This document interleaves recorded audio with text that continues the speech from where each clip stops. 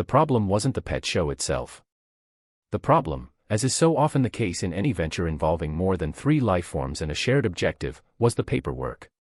Specifically, Form 734 Gamma, subsection 9, Rider B, the Aggression and Planetary Dominance Exclusion Clause. It was printed in 6,000 languages on a holographic sign that shimmered with self-importance over the registration desk for the 47th Annual Galactic Companion Gala. And Proctor Kthar, a being who looked like a praying mantis had a very unfortunate romantic encounter with a filing cabinet, was pointing at it with one of his 6 meticulously sharpened limbs. "It is," the proctor chirped, his voice a dry rustle of ancient parchment, unequivocal. "Species with a documented history of planetary-scale violence, interspecies warfare, or a cultural predilection for territorial expansion are summarily disqualified. This applies to both the companion and, crucially, the handler." He adjusted a monocle over one of his multifaceted eyes and glared down at the human standing before him. "Your species, humanity, appears on this list. In fact," he consulted his datapad with a flourish, "it appears on this list 3 separate times, with addendums for reality television and pineapple on pizza debates, which were deemed indicative of latent societal hostility." The human, a man named Alex, did not look particularly hostile. He looked like he'd gotten dressed from a pile of clothes he'd left on a chair, which, to be fair, he had. He had a placid, slightly tired expression that suggested he'd seen far more baffling things than an insectoid bureaucrat before his first cup of coffee. He blinked slowly. "Right," Alex said, his voice a calm island in a sea of Kthar's procedural indignation. "I read that. But you've made a small error in your application of the rule." Proctor Kthar's antennae twitched. "An error? Him? The being who had once successfully audited the time stream of a minor nebula for temporal inconsistencies? Unlikely." "Elucidate," he commanded, the word crackling with static. Alex tapped a finger on the counter, next to a standard-issue pet carrier. From within the carrier, a low, ominous rumble could be heard. "The form is an entry for the companion. The rules you cited apply to the species of the competitor." "I am not the competitor. I'm the handler." He slid a data chip across the desk. "The competitor is in the carrier. Species, Felis catus. Common designation, house cat. Her name is Mittens." Kthar picked up the chip with a delicate pincer, his entire body radiating skepticism. He inserted it into his console. A profile appeared on his screen, a picture of a ginger tabby cat, looking equal parts fluffy and homicidal, next to a list of biological data. No history of space travel. No record of organized warfare. Its primary listed activities were napping in sunbeams, demanding sustenance, and investigating gravity by pushing objects off horizontal surfaces. The proctor's mandibles clicked furiously. He cross-referenced Felis catus with the exclusion list. Nothing. Not a single mention. They were, according to galactic records, a non-sentient, non-spacefaring species of minor predators from a backwater planet, notable only for their symbiotic relationship with the loud, chaotic apes who had somehow stumbled into inventing faster-than-light travel before they'd figured out global peace. "This is irregular," Kthar stated, though it sounded more like an accusation. "Is it against the rules?" Alex asked, with the serene patience of a man who has weaponized bureaucracy before and enjoyed it. Kthar scrolled through the gala's charter, his 6 limbs a blur of motion. He was trapped. The rules were written with the assumption that handlers and their companions would be from the same general sphere of influence, if not the same planet. No one had ever considered the possibility that a member of a banned, aggressive species would show up as the mere +1 for their perfectly legitimate, non-banned pet. It was a loophole.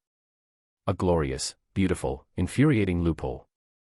Technically, Kthar ground out the word like it was made of gravel and broken glass. No. The companion species is not on the list.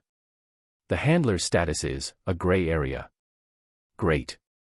So we're registered, Alex smiled, a simple, pleasant expression that Kthar instantly interpreted as a declaration of war. A loud, angry meow erupted from the carrier. It sounded like a chainsaw trying to start underwater. Kthar recoiled. What was that? Is the creature distressed? Nah, she's fine, Alex said, peering through the grate. She probably just smelled your cologne. She's not a big fan of phenomenal despair. With a final, withering glare that promised audits, investigations, and endless paperwork, Kthar stamped Alex's entry form. Approved. But he did it with so much force that the desk beneath it cracked slightly. Proceed to the assembly hall, handler. But be advised. I will be monitoring your companion's every action. The slightest infraction, the barest hint of unsanctioned aggression, and you will be ejected into the nearest commercial waste disposal chute. Understood, Alex said cheerfully. Come on, Mittens. Let's go not win a pet show. He picked up the carrier and walked off, leaving Proctor Kthar vibrating with a rage so pure and concentrated it was almost beautiful. The assembly hall was a sight to behold. It was less a room and more an ecosystem of ego. Creatures from 100 worlds milled about, each accompanied by a companion that was, in some way, extraordinary. A 7-foot-tall Klaxi warrior named Grak, whose species was famous for wrestling black holes for sport, was gently stroking a creature that looked like a sentient cotton ball with enormous, liquid purple eyes. It was a fluff nugget, and it was cooing softly. Across the way, a gelatinous intellectual, Uzlord Florg, quivered proudly beside a perfectly spherical, gray rock. Florg communicated telepathically, and the general vibe it was giving off was, yes, it is just a rock. But you cannot possibly comprehend its profound stillness. Alex found his designated station between Grak and a trio of panicky, bird-like beings who were frantically polishing their pet, which appeared to be a chrome toaster with legs. He set the carrier down and opened the door. Mittens emerged. She was a 10-pound ball of orange fluff, green eyes, and pure, unadulterated entitlement. She stretched, extending her claws and sinking them into the plush carpeting with a satisfying shry-yipe. Grak the warrior looked down. His gaze, which had once made stars flinch, fell upon the cat. He tilted his head. Your companion is small, he rumbled, his voice like an avalanche. And it has unsheathed its personal daggers.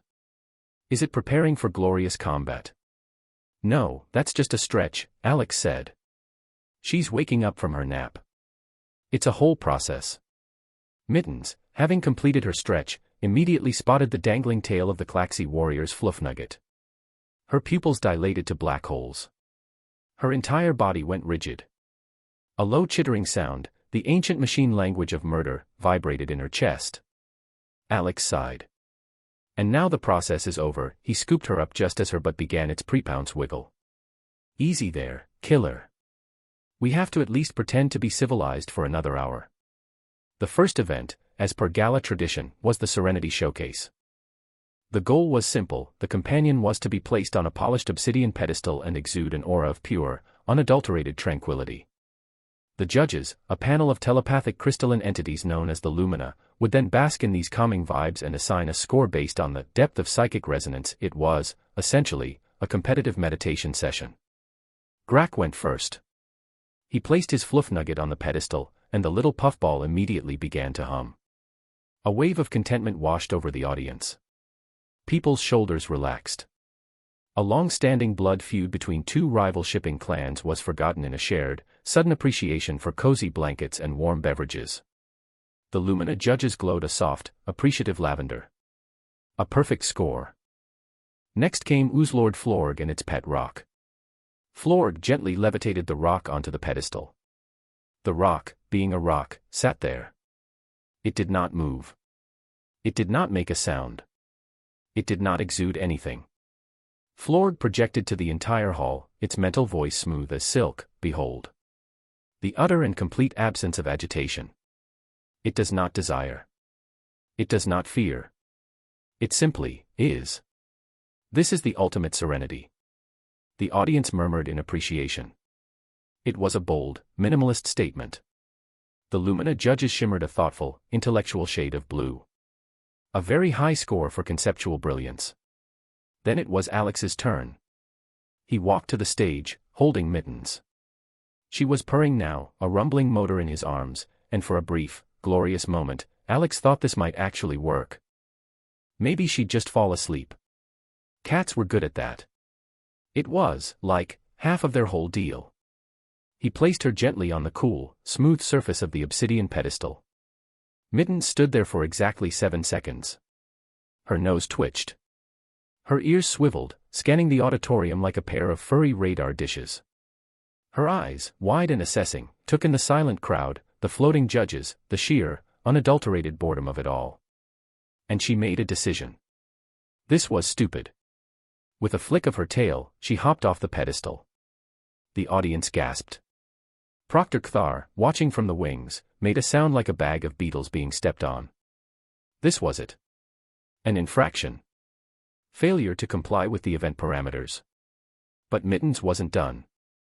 She landed silently on the stage and trotted directly toward the lead judge, a particularly large Lumina named Apex Prime.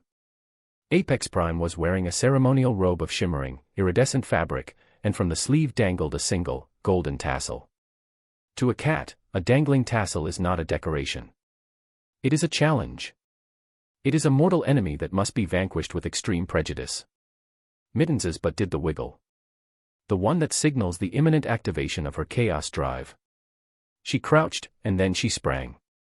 She latched onto the tassel with the ferocity of a tiny, fluffy tiger, her back legs kicking furiously as she tried to disembowel the shiny bit of string. Apex Prime, who had not been physically touched in over 3 centuries, let out a shriek. It wasn't a sound of pain, but of pure, unadulterated shock. The shriek was at a frequency precisely calibrated to resonate with silicate-based materials, and a nearby tray of crystal water goblets exploded into dust. Pandemonium. Well, polite, dignified pandemonium. The bird people squawked and flapped. Oozlord Flord jiggled in alarm. Grak the warrior, however, leaned forward, a look of intense professional interest on his face. Alex walked calmly over, detached Mittens from the tassel, and tucked her under his arm. She was purring again, victorious. Handler. Kthar screeched, scuttling onto the stage. Your creature assaulted a judge. It has failed the Serenity Showcase. It has exhibited extreme aggression. Alex looked at Kthar, then at the still vibrating Apex Prime. I think you're misinterpreting the display, he said, his voice a masterclass in deadpan delivery. That wasn't aggression. That was a demonstration of proactive environmental enrichment.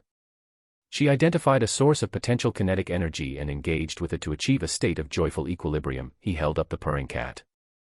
See. She's serene now. Mission accomplished. Apex Prime, having recomposed itself, floated closer. Its light flickered. A soft, inquisitive chime echoed through the hall. The small predator was playing. Exactly, Alex said. It's a form of play-based meditation. Very advanced. Kthar's mandibles opened and closed, but no sound came out. He had been out-jargoned. Using the Gala's own pretentious language against him was a low blow, and it was working. The Lumina judges, fascinated by this novel concept of kinetic joy, began to debate amongst themselves in a series of flashing colors.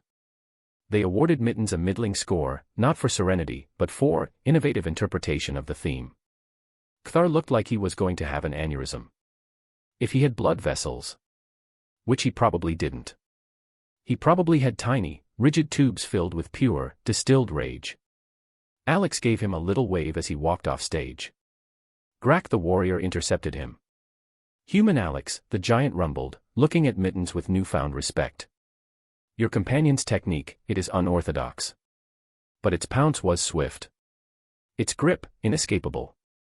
It has the spirit of a hunter. She's a demon, Grak. A small, fluffy demon who runs on spite and tuna, Alex muttered, scratching Mittens behind the ears. A demon of spite and tuna, Grak repeated, gravely. He pulled out a datapad and began taking notes. A powerful title. The second event was the Grooming Gauntlet. This was, on its face, even more absurd than the first. It was a showcase of the diverse and wonderful ways life in the galaxy kept itself clean. The announcer's voice boomed, present your companion's unique and fascinating hygiene rituals. The arena was filled with wonders. A creature from a methane-rich world secreted a waxy substance and then buffed its carapace to a mirror shine. A silicon-based lifeform, looking like a walking geode, carefully licked its own crystalline facets, each tongue stroke producing a soft musical note. Grak's fluff nugget simply vibrated at a high frequency, shaking off dust in a sparkling cloud while humming a cheerful tune. It was all very elegant, very alien, and very, very G-rated. Then, it was Alex and Mittens' turn. Alex placed her on the designated grooming platform. For a moment, she just sat there, looking unimpressed. The crowd waited. Proctor Kthar leaned forward, antennae quivering with anticipation of another failure. The creature is refusing to participate, he hissed to a nearby official. Then, as if sensing she was being watched, Mittens began to groom. Now, if you've ever seen a cat groom itself, you know it is not an elegant process. It is a display of anatomical impossibilities and a flagrant disregard for social decorum. She started with a paw, licking it meticulously before using the damp appendage to scrub her face with a vigor that suggested she was trying to remove her own skin. So far, so good. The audience cooed. It was quaint. Then she moved on to the main event. She lifted a hind leg. Straight up. Pointing at the ceiling like an antenna broadcasting a message of profound shamelessness. And she began to clean. Thoroughly. With intense, unwavering focus. A wave of confusion swept the hall. It wasn't disgust, not exactly. Most of the species present didn't share human hang-ups about anatomy. It was more a sense of profound, baffled awe. The bird-like handlers covered their children's eye stalks. Oozlord Florg wobbled, its projected thoughts a jumble of, the flexibility, by the eternal spheres, the sheer contortion, is this a display of dominance? Grak the warrior stared, utterly transfixed. It inverts its own spinal column to clean its posterior flank, he whispered to his neighbor, a floating gas bag with anxiety. Such discipline. A warrior must be able to maintain all parts of their war gear, no matter how difficult to reach, he made another furious note on his datapad. Alex, for his part, maintained a perfectly straight face. He stepped forward to the microphone as Mittens, having finished one side, flopped over and started on the other with equal dedication. Observe, Alex announced to the silent, staring crowd, the Felis Catus performing the ritual of utmost purity. This complex yoga-like posture, known as the vertical leg kata, allows for 360-degree access to the chassis. It is a demonstration of superior spinal articulation, muscular control, and a deep, instinctual commitment to self-hygiene. Proctor Kthar looked like he was about to short-circuit. He was frantically flipping through the rule-book. There was nothing in there about indecency. There was nothing about anatomical orientations. There was a rule against lewd displays, but that was intended to stop species that communicated through aggressive, rhythmic pelvic thrusting. This was just cleaning. In a really, really weird way. Furthermore, Alex continued, warming to his theme, note the specialized grooming tool, he pointed at Mittens's tongue. The lingual papillae, microscopic keratinous spines, act as a combination brush and comb, removing debris and stimulating circulation. It is a marvel of biological engineering. Simple, effective, and requiring no external power source. Mittens finished her grooming, gave a final, decisive lick, and curled into a ball for a nap, right there on the platform. The job was done. She was clean. The universe could continue. The judges, the lumina, flickered in a complex pattern of pinks and oranges. The translation on the main screen read, analysis, highly efficient. Unconventional posture is a function of optimized biomechanics. Practicality score, 98. Aesthetics, pending cultural recalibration. Mittens had, against all odds, scored higher than the self-polishing geode. Kthar made a choked, strangled sound and had to be fanned by one of his subordinates with a large, laminated copy of the Inter-System Health and Safety Code. Alex gave him a thumbs up. The final preliminary event was the obedience trials. This was where the serious competitors were separated from the decorative ones. It was a test of the bond between handler and companion, a demonstration of perfect communication and flawless execution of commands. The course was a series of platforms, tunnels, and hoops, and the companions were expected to navigate it based on a sequence of commands issued by their handler. The Fluffnugget was, of course, a star. Grak stood at the starting line and issued a series of low, resonant hums. The Fluffnugget responded instantly, floating through the hoops in perfect formation, pausing on each platform for precisely 3 seconds, and navigating the tunnel by glowing softly. It was a ballet of handler-companion unity. Florg's rock also did surprisingly well. The first command was, stay, the rock nailed it. The second command was, remain, the rock, once again, performed flawlessly. For the hoops and tunnels, Florg simply levitated the rock through the course, explaining telepathically, its obedience is conceptual. It has so perfectly embodied the concept of staying that its location in spacetime is merely a suggestion I offer it. The judges, who loved that kind of nonsense, gave it high marks for philosophical compliance. Then came Alex and Mittens. The entire hall leaned forward in anticipation. What fresh madness would the tiny orange predator unleash now? Alex placed Mittens at the starting line. The announcer's voice echoed, "Handler, you may begin." First command, companion, approach the blue platform. Alex looked at the blue platform. Then he looked at Mittens. She was intensely focused on a dust mote dancing in a stray sunbeam. She was not looking at the blue platform. She was not looking at him. She was, in fact, in a completely different reality where the only thing that mattered was the tiny speck of airborne fluff. "Companion Mittens," Alex said, with formal solemnity. "Proceed to the designated waypoint." Mittens ignored him. She gave a little chitter and batted at the dust mote. A wave of smug satisfaction rolled off Proctor Kthar. This was it. The end of the line. There was no way to bullshit your way out of a direct refusal to obey.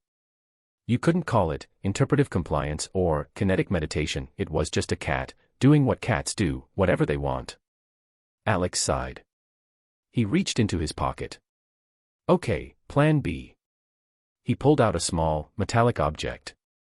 A pen. A stylus. He clicked a button on the side, and a tiny, brilliant red dot appeared on the floor in front of Mittens. The cat froze.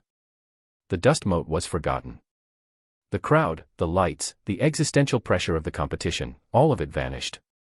There was only the dot. Her pupils became twin abysses. Her tail began to lash back and forth. Her butt did the wiggle of doom. Alex aimed the red dot at the blue platform. What happened next was not obedience. It was instinct. It was a million years of predatory evolution condensed into a 10-pound orange missile. Mittens launched herself across the floor, skidding onto the blue platform with a screech of claws on polished metal. She pounced on the spot where the dot had been, batting at it furiously. The crowd let out a collective gasp. Alex, with the calm focus of a sniper, aimed the dot at the entrance to the first tunnel. Mittens shot through it like a furry cannonball. He flicked his wrist, and the dot danced onto the next platform. Mittens scrambled up, her movements a blur of desperate, focused energy. Through the hoops, over the ramp, around the slalom poles, she followed the dot with a devotion that the most loyal canine would envy. It was chaos. It was mayhem. It was, without a doubt, the most spectacular run of the obedience trials in the history of the gala. She finished the course in record time, ending in a heap at Alex's feet, panting and trying to bite the mysterious red nemesis that was now innocently sitting on her own paw. Silence. Then, Grak the warrior stood up. And he began to clap. Not politely. He hammered his massive palms together in a thunderous ovation. "Glorious," he roared. He does not command the creature with words. He wields a beam of pure light. A laser of command. The creature's spirit is too proud for mere orders, but it cannot resist a challenge of speed and light. The rest of the crowd, catching on, joined in. The applause was deafening. The Lumina judges were flashing a frantic, excited rainbow of colors. Unprecedented. Motivational methodology, external targeting. Efficiency rating, 14/10. Kthar stormed the stage, his face a mask of fury. Unfair. He is using unauthorized technology. A targeting laser. It is a weapon. Alex held up the small laser pointer. "It's a feline motivational tool, Model 3B, he said calmly, turning it over to show the label. Sold in pet stores across 36 systems. It's technically a toy. Are you banning toys now, Proctor? Kthar snatched it and read the fine print. His antennae drooped in defeat. It was, legally and technically, a toy. Furthermore, Alex added, the rules state the handler must direct the companion through the course. It doesn't specify the method. I directed her. She followed. Seems pretty straightforward. He looked out at the judges, who were still flashing excitedly. She just has a very visual learning style. Kthar made a noise like a dying fax machine and retreated. Mittens had not only passed, she had the highest score in the history of the event. As Alex walked off, Grak clapped him on the back, a gesture that nearly sent Alex through the floor. "Human Alex, you are a master strategist," the warrior boomed. "You have shown me that true leadership is not about bending another's will, but about understanding their deepest, most primal motivations." He gestured to his fluff nugget. "My companion obeys out of love. Yours obeys out of an insatiable hunger for conquest. Both are paths of honor." Alex just nodded, too winded to explain that the insatiable hunger for conquest was currently trying to lick a stray bit of fluff off his trousers. The final event was the Symbiosis Symphony. It was the most prestigious, the most esoteric, the grand finale. The goal was to demonstrate the deep, harmonious, and mutually beneficial bond between handler and companion. This was where the telepaths and the empaths truly shone. Grak and his fluff nugget created a breathtaking display. The warrior stood tall and proud while the little puffball floated around him, weaving a tapestry of light that pulsed in time with Grak's own slow, steady heartbeat. It was a visual representation of their shared life force, a testament to the bond between the mighty warrior and his tiny, gentle friend. The audience wept. Oozlord Florg and its rock achieved what Florg called a state of mutual existential resonance. They both just sat there, handler and pet, perfectly still. Florg projected a feeling of immense, timeless peace that was so profound, 2 members of the audience achieved enlightenment and quietly dissolved into pure energy. It was a tough act to follow. Then, the announcer called, "And now, for our final contestants, handler Alex and companion Mittens." Alex walked to the center of the vast stage. He sat down, cross-legged. Then he reached into the carrier and gently lifted out a sleeping Mittens. He settled her into his lap, where she curled into a tight orange ball, tail twitching in some dream world chase. And then they just sat there. Alex closed his eyes. Mittens slept. Nothing happened. No lights. No psychic waves. No conceptual resonance. Just a man and a sleeping cat. The audience was confused. Was this it? Was this another piece of minimalist performance art? Proctor Kthar looked positively gleeful. This was it. The final, undeniable failure. There was no bond to demonstrate. The creature was unconscious. He prepared his disqualification speech, savoring every word.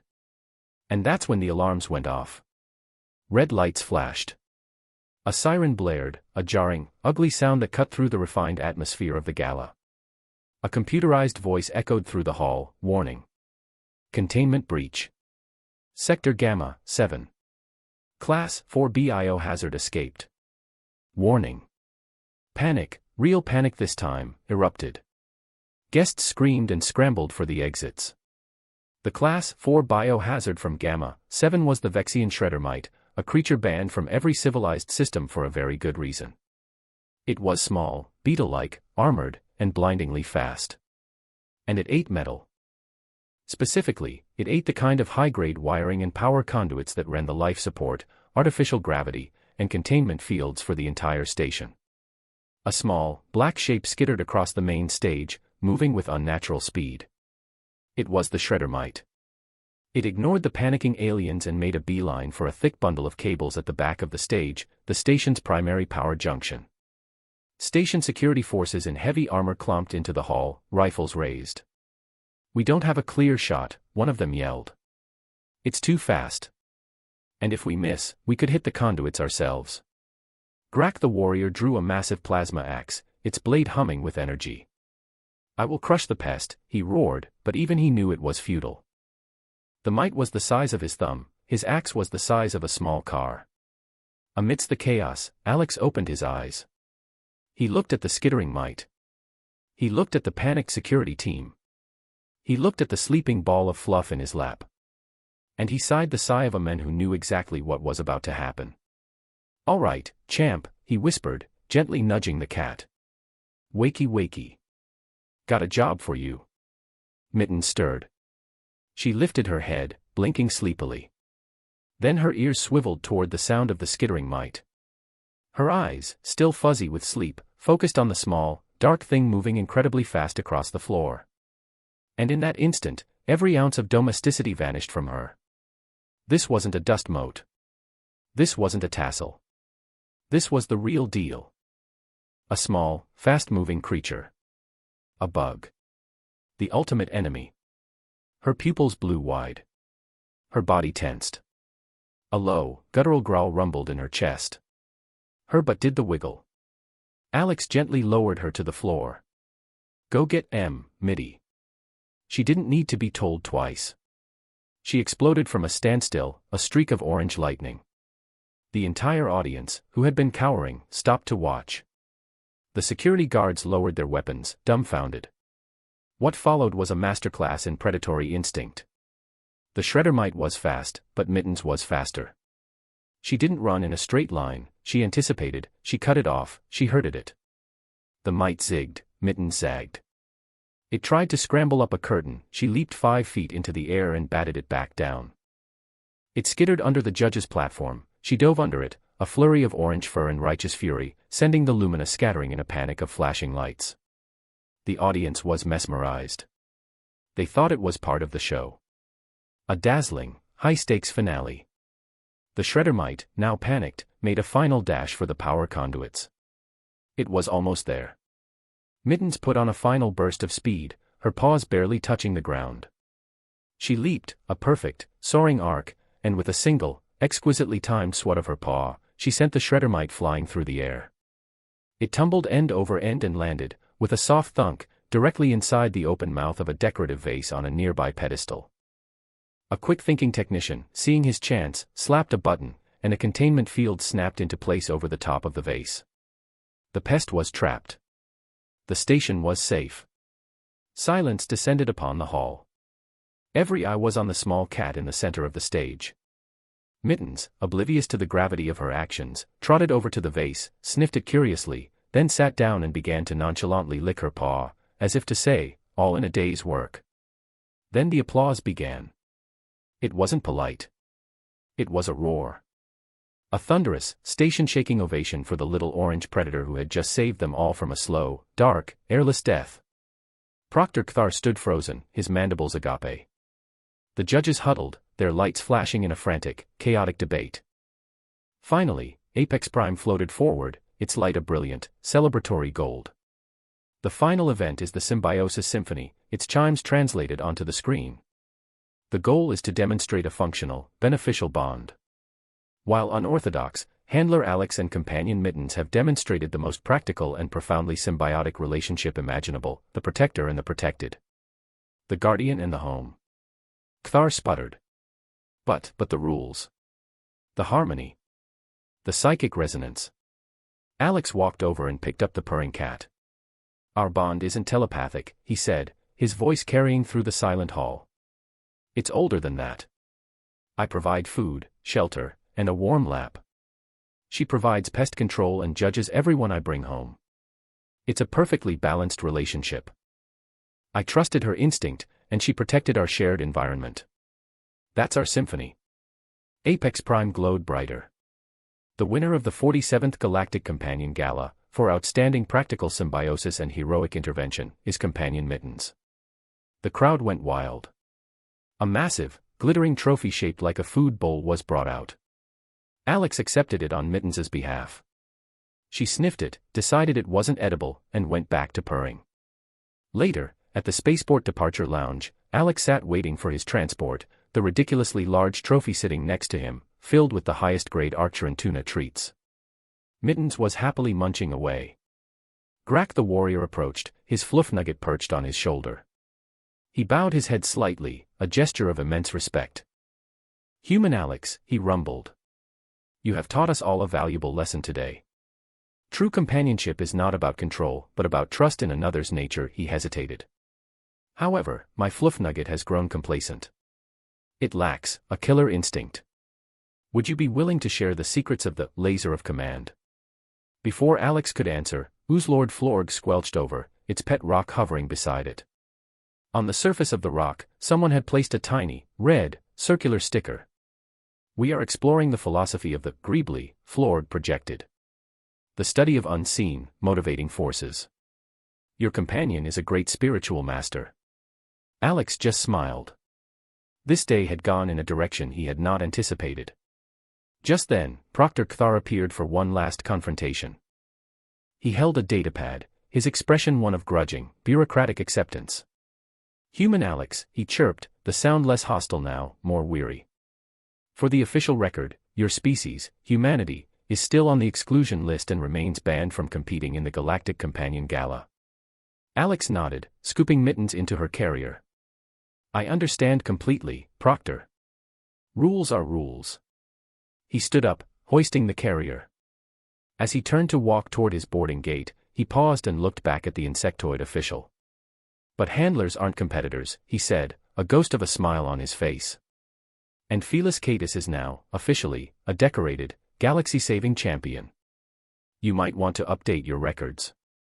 He walked away, leaving Thar to stare at the entry for Felis Catus, now with a new, glaringly official addendum, recipient of the Gala Grand Prize for Heroic Pest Control. From inside the carrier came a soft, contented marrow.